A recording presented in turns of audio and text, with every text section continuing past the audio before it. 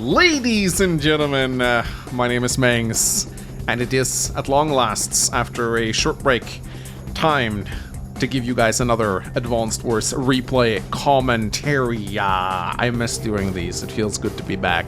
And today, I got a very special game for you guys. This is one of my tournament games. I was able to reach the semi-finals of the Glenstorm Cup, and that's the match that we're going to be covering today. I was somehow able to beat my three first opponents, make my way pretty deep into the tournament, and this is when you start to run into the monsters. This is when you start to run into the really scary players, and my opponent is indeed a very scary player. His name is J-Talk1. I recently made a video about this guy.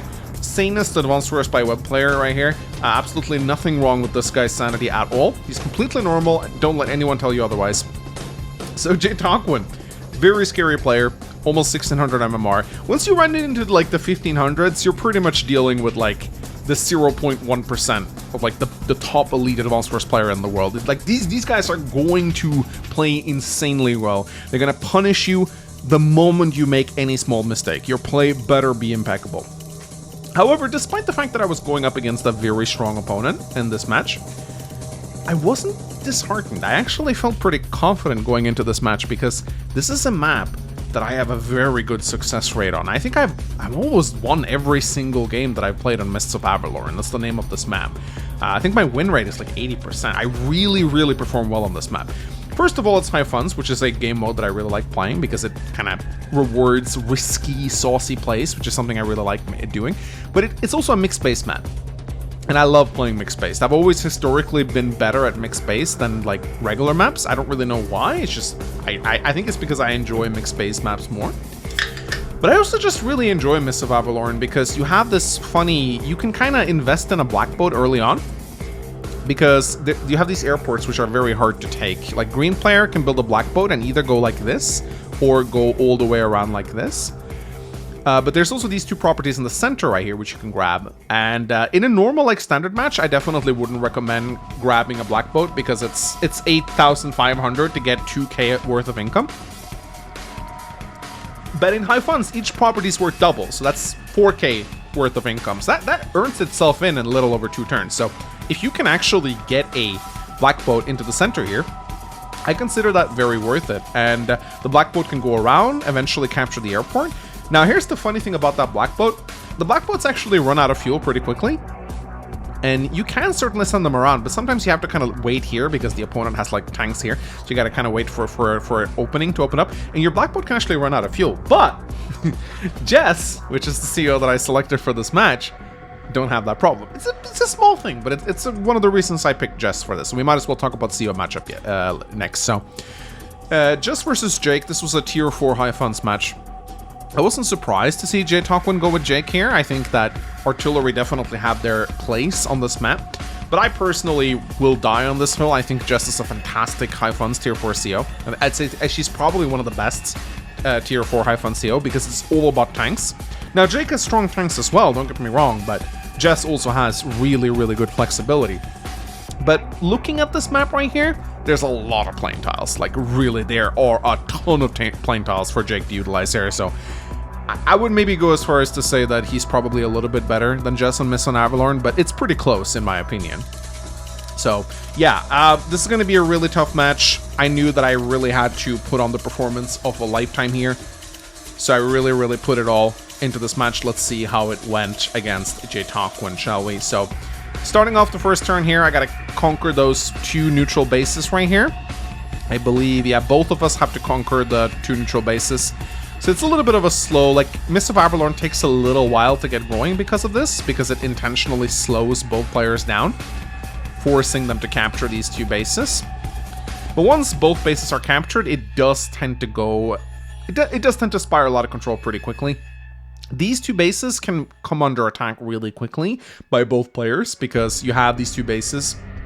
You have two bases attacking. Well, there's 2 bases on each side, but they're pretty far apart. So what can usually happen is either the corners become attacked, or they get an attack, or you go for these two properties right here. You can actually very easily end up with like kind of like a base trade in Mists of Avalorn, where both players just take each other's bases. But usually one player tends to win the base race and they get a big advantage because of that. So that tends to be how it goes.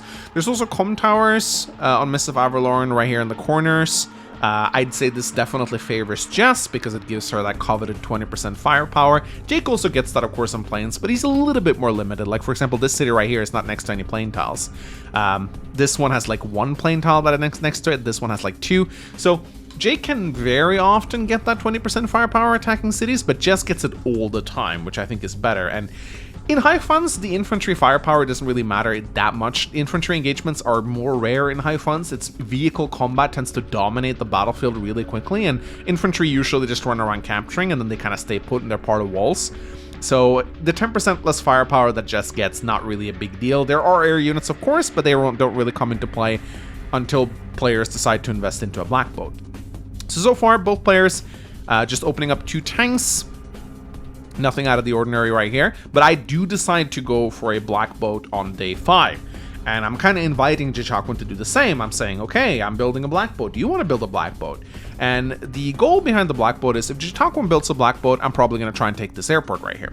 If he doesn't build a black boat, I'm going to take the middle property.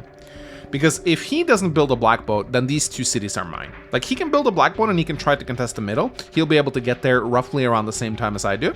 Like, he'll get an infantry here, I'll get an infantry here, and then we can start fighting with each other.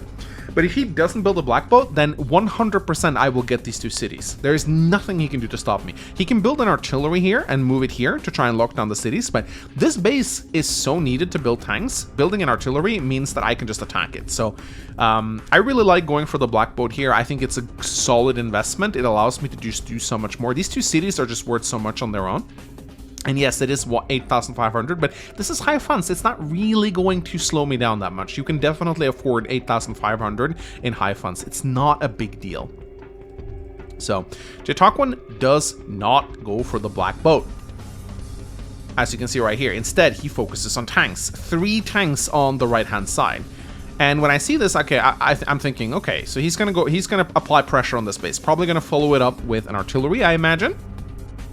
But in high funds, there is a very good counter to this that you don't really like. That you can. It's not as scary when your opponent bull rushes you with tanks in high funds, because you can just build a medium tank or a neo tank, and you really have the money to get that out really quickly. And that is a very loud song, so I'm gonna skip that. I'm playing some Vampire Masquerade soundtrack because it is Jichakwin's favorite game. He said that to me once, so hope you enjoyed, Jichakwin. Anyway, so Jichakwin is sending 3 tanks over to the base right here, and I'm just building a medium tank again. This is what DJ says in his videos. So when you see 3 tanks, it's time to tech up, because you can't really match the opponent's tanks, but you can build a medium tank to kind of ward them away. So D6 rolls in. Jichakwin sees my medium tank, and I'm guessing he's probably going, yeah, so he immediately, so I tech up the medium tank, he immediately goes neo tank. This is the correct choice, of course, because neo tanks are really strong against medium tanks. This forces me to either match his tech up or go even higher to a mega tank. Now, you can see that Jichakwin, he is going to try and apply a lot of pressure on my one base right here. He's also moving both of his tanks on the cities. And here comes the artillery. If you want to go for the base, you have to have at least 1 artillery, because I can build mega tanks, and you got to be able to chip that down a little bit. Preferably, you probably need 2 artillery to take down a base with a mega tank on it. So, Jichakwin has just handed me these 2 cities in the center right here. So that's going to be a 4k juicy income. Of course, his capture game is going to be stronger because of my black boat, so he might be able to equalize that bonus, but it's going to be good for me in the long run. Now here, I actually do something a little bit insane. I actually attack both of his tanks with my tanks. There's a reason I'm doing this. Number 1, I want to build up some early power charge so I can sit on a power in case I need it. 2, this is a rare opportunity where I have a comm tower, but he has not finished capping his comm tower yet, so I have a 20% firepower advantage over him. Now, I got a pretty shit roll here. This could have been 8-5. This one was also kind of shit roll. It could have been 8-5 as well. I think actually it could have been 8-4. I'm not sure. No, I think it could have been 8-5. It could have been 8-5 on both fronts.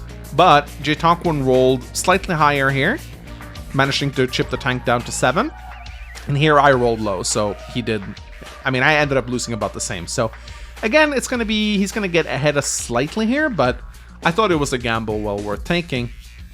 And here I'm actually moving my medium tank over here while following it up with a tank down here. The idea is that if he attacks me, I can kill this tank. But I also need this medium tank to clear away some infantry because I would very much like to send my black boat around here and go and grab this airport. If I can get this airport, I mean, I'm actually in a really good spot because even though I'm just pumping out battlecopters every turn, forces Jitaquan to build anti-air. It forces him to use this base right here, which he really wants to use building tanks. And actually he has to build some anti-air, which reduces his vehicle count. Now here I build a mega tank because again I see the Neo. The mega tank pretty much zones out any Neo tank. Again, you only have one base, but it's high funds, you have the money. Build a mega tank. I go for the capture here. Slight Manx infantry, I'd say. I don't really see the point in this. He's just gonna interrupt it. I also decide to attack here. Let's see what Jitaquan decides to do. He interrupts my capture, of course. Goes for a couple other captures, sends his damaged infantry back, and he just deals damage to my infantry, which is pretty smart. And I was kind of surprised to see him just leave the city open. I thought maybe he'd take this tank and go over here. But, yeah, I mean, actually kept both of my tanks alive, which means I can pull them back now. He builds a Neo tank on his weak side. So he is defending, but he's also showing that he wants to attack this side. So he builds a tank, moves his other tanks down there. I don't really know why he's doing this. I think this was the first time when I was like, this is a bit of an odd move. Because, yeah, it looks scary on paper that he's moving 3 tanks down here to threaten these infantry. But I can just build a single medium tank and scare them away. So this won't really accomplish much. And these infantry right here, they're not like, okay, he can take shots at them, but it won't really, like, I've captured most of the buildings there anyway. So this, I think, was a bit of a weird move from Jitaquan. I think maybe it would have been better to just keep the tanks around and wait for maybe the backup of a mega tank. This doesn't, it's a feint. It doesn't really do anything. So, but here you can see I'm seeing a small gap in his defenses. I want to try and make my way again. I really would like to get this airport. It would be a very good thing for me. Here I decide to move in my mega tank, take down 2 infantry. And I'm going to build another mega tank in this base right here. And I was kind of surprised that I was able to evacuate both my tanks, because that means I can pull them back for repairs. And that will give me a slight unit count lead down the line as soon as those tanks get to repair themselves. So I pull them back. Here I decide to actually kind of focus. I'm gonna like start attacking him over here. I build a Neo tank. And I actually base skip. Yeah, I base skip to get that Neo out because I realized that I can't build a medium tank against this Neo tank. So I have to get a Neo, and sadly I miscalculated my funds last turn, so I had to base skip. But occasionally base skipping in high funds, especially on a 4-base map, I think is completely fine. You can get away with it. Here I do give him some kind of free hits here. I was not very impressed with these plays. I don't really know what I was doing here. Like, I really don't know. Like, this is just sloppy play from me, honestly. Like, just giving him some free infantry hits here. This serves no purpose. Same thing here. I don't really know why I decided to go for this capture. Just not great plays from me. Should have done better. So here he's actually moving his Neo tank down to threaten the medium tank. But again, I can just build a Neo tank of my own and I'm pretty safe in the situation. But again, I'm giving him a lot of free infantry hits here. I'm noticing this right now. And this is where I need to be careful, because now he has an attack force. He has the Neo tank, he has the artillery. It does not... I was expecting him to build a mega, but he built the mega on the weak side. So I guess he felt really threatened on this side, so... I was kind of surprised to see that. He also built an artillery. Again, of course, Jake's artillery are pretty strong, so I kind of see why he would do that. But yeah, so here, I just decide to take some shots at his infantry, and I move my medium tank over here to, again, I want to try and clear off some of these infantry so I can get my black boat through. So here, I'm moving in with a Neo tank. And I'm kind of setting up for an attack here, moving this 5 HP tank over to the city to get it repaired. And I build a Neo tank right here to ward away this attack over here. So again, mixed base maps, they kind of shift on a dime. You know, the fronts can change so quickly. It's one of the things I really enjoy about them. But Jitaquan, again, he got a lot of free infantry hits on me right here. And now, this is actually kind of scary. I think he could have base locked me if he really wanted to here. But I don't believe he did. But again, like, look how many free infantry. Like, he's killing so many infantries here. It's actually kind of insane looking at this. I didn't realize I lost so many infantry when I played this game, but I really did. So, yeah, he's taking a lot of pot shots at me. But despite the fact that I'm losing some infantry, I'd still say that my position looks pretty good. Because here, again, he didn't block my base. I could have, like, he could have put a tank on top of the base if he wanted to, but I could have just popped my power and killed it. So it's not like it would have been a perfect block. But again, I can just build a mega. So, like, the fact that he has no megas of his own makes this attack kind of toothless. He has the artillery, but it won't deal enough damage. It will deal about 1 HP of damage. It's not enough to take on the mega tank. The presence of mega tanks in high funds means that bases are pretty hard to kill. You really need to have at least a mega of your own to take down a base, or at least like 2 or 3 artillery. But right now, the match is kind of going into a little bit of a stall. On both players are kind of just arming up. But here, J-Talkman actually, surprisingly, he decides to pop Beatdown. I mean, I guess it's to get a shot on the Neo right here, 5 HP. I think that was a low roll. I think he could have easily dealt 6 HP. He does get some decent attacks with this Beatdown right here, but I will say I thought it was kind of unspectacular, honestly. Again, he's getting a lot of free infantry kills, as has been the case. But I thought this was a pretty weak power, if I'm going to be completely honest. I thought this was a very weak power. And he's kind of abandoning his attack and moving back here. And he's not going to give me an opportunity to really zone in on his right base. So he's setting up a bit of a wall here. It gave him some kills. It also gave me power charge. So the problem is right now, we're in a situation right now where he's not that far ahead of me. He's gotten some kills. But I still have a pretty similar vehicle count. And I am sitting on a super right now, whereas he's not. That is bad news for J-Talkwan. Now here, I'm going to get some free infantry hits right here. I'm also threatening to take down his artillery. See, he really doesn't want to shoot. He needs to move those things back. And look now I'm convening on his right-hand side. I'm building another black boat because I'm sensing an opportunity to go and get this airport. So if he's not careful, I can get both of these airports, which would be really bad. That would be 2 battlecopters each turn. That would be hellish for him to deal with. Now, I do see that he's coming in with a big attack here, so I'm building a mega tank to ward him away, and I'm sitting on a super right now, so +2 move for me, not for him. So that's going to make this attack really hard. And look at all the low HP infantry that I'm using as blockers against him. So J-Talkwan kind of has no recourse but to really move back here. So he's sensing that I'm going to pounce on him, and wisely he moves his artillery back, which is smart. He builds a mega tank of his own. And now he starts to pull his forces into the middle. And we're about to enter a very crucial part of the game right now, because this is where I am actually ahead right now. I may be slightly behind in value, but situationally I'm in a really good position right now, because I have a lot of units that are moving in, and I'm soon gonna have an income advantage as well, because now, thanks to my position, I'm able to capture this property and this property. My black boat is threatening this airport, and you will see very soon I'm about to get a big income. This property is also going to be mine soon, so I'm soon going to be having an income lead. And look at this, I am circling in like a bloodhound on this property right here, which is really good for me. So this is a very, very crucial part of the game. An extremely crucial part of the game. Because again, I'm sitting on that super. That gives me a huge advantage. J-Talkwan doesn't even, like, there's no super in read. Like, he needs, like, over almost 60k power charge. Now, that can be obtained in high funds pretty easily. But this is a strong position for me to be in. If I play my cards right, this is a very winning position for me. Because one super, I can obliterate this entire side, get his bases. I have infantry. I have lots of infantry to follow up my attack with. Look at J-Talkwan's infantry. They're not really in range of... like, he captures this property, okay, but what else is he really going to do? So, again, looking at the situation, I am actually in a winning position here. Like, he is kind of fumbling his units around on the board, but because he doesn't really have any powers, he is forced to play very defensive. And we are about to enter one of the most crucial parts of this game, day 13. Here is where I contemplated attacking him. I have an attack here. I can easily get my superpower and I can go ham on him right here.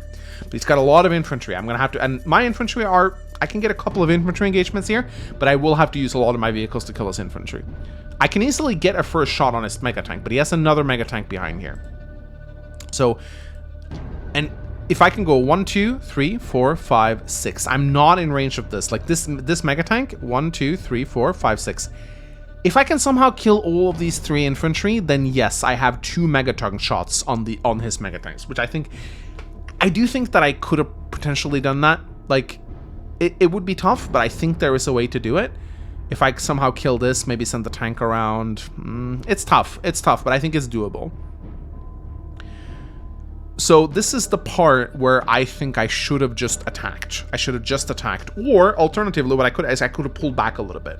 Could have pulled back a little bit, taken the airport. Right now, I'm actually going to get a big income lead. Look at that, 46 to 40k. It's not as important in high fence, but instead, I decided to do something which was the biggest mistake of the match. I decided to just attack, and I completely underestimated how quickly you can build up your power in high fence.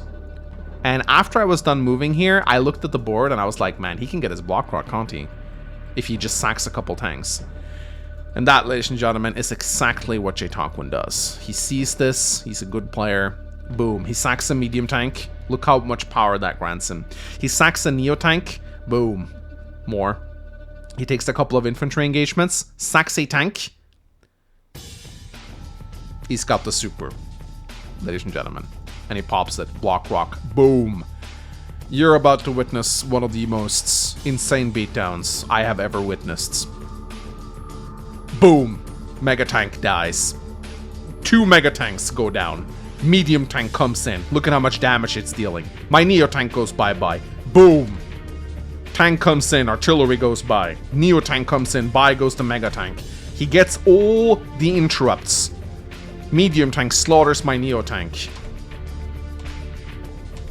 Moves in with artillery, and he has eliminated every single good vehicle on my side. So that is how quickly I got destroyed. I misread the battlefield. I forgot how damn quickly you can charge up power in high funds, and I got absolutely obliterated by J-Talkwin. I does attempt to counterattack, but almost all my vehicles are gone. Sure, I'm going to get the airport.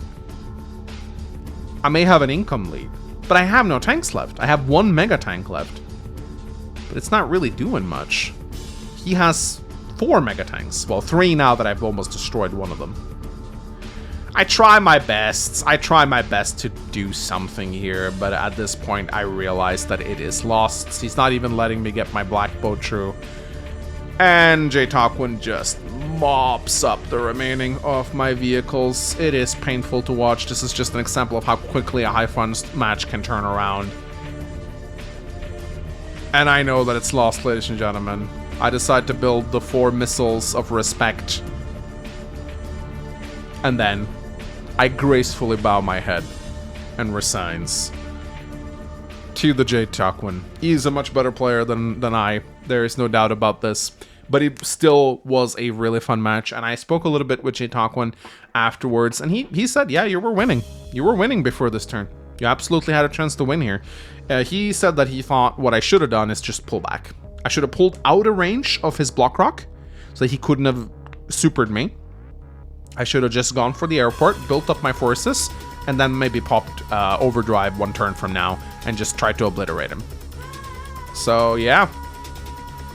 The semifinals, I was not able to advance to the finals, but I'll be following J-Talkwin on his journey. This was a really intense match, and it's always a gift to play against someone who's much better than you are, because you do learn a lot from these matches, and this is something that I'll be remembering for a while. I'll be very careful when it comes to underestimating power charge in high funds. This is something that's very easy to do. Anyway, ladies and gentlemen, hope you guys enjoyed this replay commentary. I'll see you guys very soon. Bye-bye.